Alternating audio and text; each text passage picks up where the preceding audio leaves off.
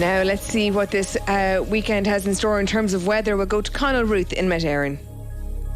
Thanks, Sarah. Well, conditions will stay generally settled for the weekend, mainly dry with decent spells of sunshine and above average temperatures.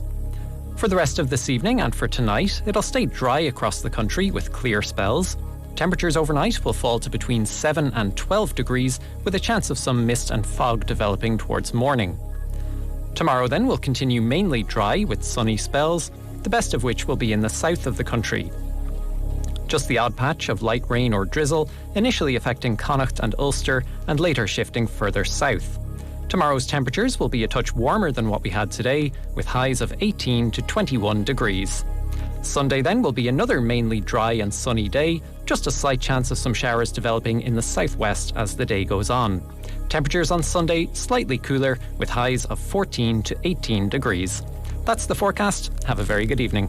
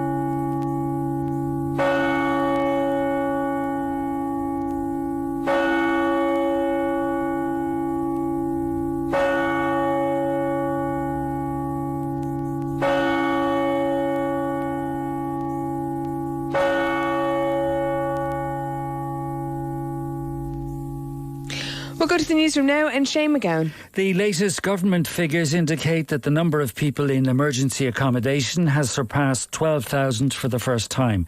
The figures published by the Department of Housing show there were 12,259 adults and children homeless in April. Our social affairs correspondent, Alva Keneally. These latest figures from the Department of Housing are the first to reflect the initial impact of the winter eviction ban being lifted on April the 1st. 271 people entered emergency accommodation last month, which means 12,259 are now officially recorded as homeless. Housing charities say the true impact of the eviction ban will not become fully evident for a number of months as more tenants are given notices of termination. Last month, 8,665 adults and 3,594 children were in emergency accommodation. Over the past year, family homelessness has risen by 32%, which Focus Ireland has described as a deeply worrying trend. The Council of Europe Commissioner for Human Rights has written to the Irish government warning that delays in providing accommodation for people seeking international protection could fall short of the minimum standards of the European Convention on Human Rights. Dunja Mijatovic said the exposure of people who are often traumatised to cold, rain, hunger and distress has serious consequences for their human rights. Our political correspondent Micheál Lahan. The Commissioner recently wrote to the Taoiseach, the Housing Minister and the Integration Minister, calling on government to develop a more sustainable system to accommodate refugees. She said the government response must link the needs of international protection applicants to the state's wider policy on affordable housing. The Commissioner believes this would reduce the risk of sudden capacity issues and would help relieve the sense of agitation and fear among the public. She warned that a growing sense of unease about the accommodation for asylum seekers may be contributing to an anti-refugee sentiment, which led to what was described as a number of worrying incidents recently. In his written response to the Commissioner yesterday, the Taoiseach said communities across the country had demonstrated great solidarity to those who come here. He said there was a small minority whose intentions are to create division and engage in intimidation. Leo Varadkar added that while the current situation falls short of what is required, government was working tirelessly to secure all forms of accommodation. Gardaí investigating the death of a man following a stabbing in County Wexford last night are continuing to question a man aged in his 20s. The incident occurred in a house in the Westbury Wood estate in Enniscorthy. Gardaí said the results of a post-mortem examination on the man, who was aged in his 40s, would determine the course of its investigation. They have appealed for information. The Minister for Health, Stephen Donnelly, has backed proposals by the Health Service Executive to move to a 7-day rostered system and for staff to volunteer to work the June bank holiday weekend to help ease overcrowding. The Irish Medical Organisation said volunteering for extra weekend shifts was not the answer if every bank holiday was a crisis, and that more beds and staff were needed. Our health correspondent, Fergal Bowers. The HSE has asked staff to volunteer to work the upcoming June bank holiday weekend to relieve pressure on hospitals and ease overcrowding. Ultimately, it wants to negotiate 7-day rosters for a range of staff to provide more services to the public. Today, Minister for Health Stephen Donnelly backed the HSE proposals and said that both the New Year and May bank holiday weekends had seen significant overcrowding. At the Forsa Union Health and Welfare Division conference in Galway today, the union said there needs to be timely engagement on such proposals, and the level of detail had not been passed on to trade unions. Separately, the Irish Nurses and Midwives Organisation said today that the hospital system is a 24/7 service, and the work of nursing and midwifery reflects this.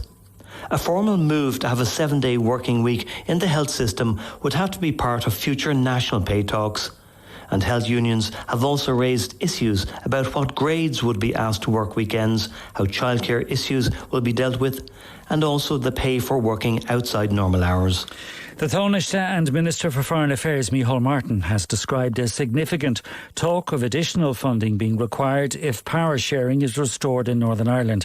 The 5 main political parties have said at least £1 billion would be needed in additional funding from the British government to manage budget pressures in a future Stormont executive. The Democratic Unionist Party is also pressing for changes to how the financial allocation is calculated by the UK Treasury. Speaking in County Cavan, Mr Martin, who's due to meet the Stormont parties next week, said the restoration of power sharing would be in the best interests of the people of Northern Ireland. I think it is significant, and it's interesting that people are discussing funding issues and the financial frameworks that will govern the role of the executive and the assembly over the next number of years. Officials in Ukraine have said at least 2 people have been killed and 23 others injured in a missile strike on a medical clinic in the eastern city of Dnipro. The regional governor said that 2 children, aged 3 and 6, were among the wounded. A Limerick-based engineering company is to create 700 new jobs, including 400 in Ireland, as part of an expansion of its international operations over the next 5 years. H&MV Engineering, which provides specialised design and construction services to the energy market, today opened a new global headquarters in Castlebar. Its chief executive, PJ Flanagan, said there would be 50 apprenticeship roles provided in the company this year. We have our own training and development centre set up here in Limerick and in Dublin, and we mentor and train apprentices along with the different technologies and universities and graduate programmes as well. We have over 30 graduates coming into the system as well, into the company. So really exciting times for young talent, and that's the way H&V has always grown. Has grown, has nurtured its youth up through the culture and the family ethos in the business. RTE Radio 1 weather with Grant. For efficient, consistent, evenly dispersed heat throughout your home, choose Grant's Uflex underfloor heating. Visit grant.eu. Dry this evening with sunny spells. Tonight will be generally dry with clear spells, but light rain or drizzle will develop in the northwest. Patches of mist and fog may form in places. Lowest temperatures 7 to 12 degrees. RTE Radio 1 Traffic and Travel with Hyundai. Our 232 Celebration Week is now taking place at Hyundai dealerships nationwide. With the latest traffic and travel news, I'm Carl Quinn. To Cork first, where there are reports of a collision on the N8 Lower Glanmire Road near the Skew Bridge. Emergency services are at the scene and outbound traffic is back to St Patrick's Church. In Galway, the Headford Road inbound slows down after Sean Mulvoy Road until St Francis Street.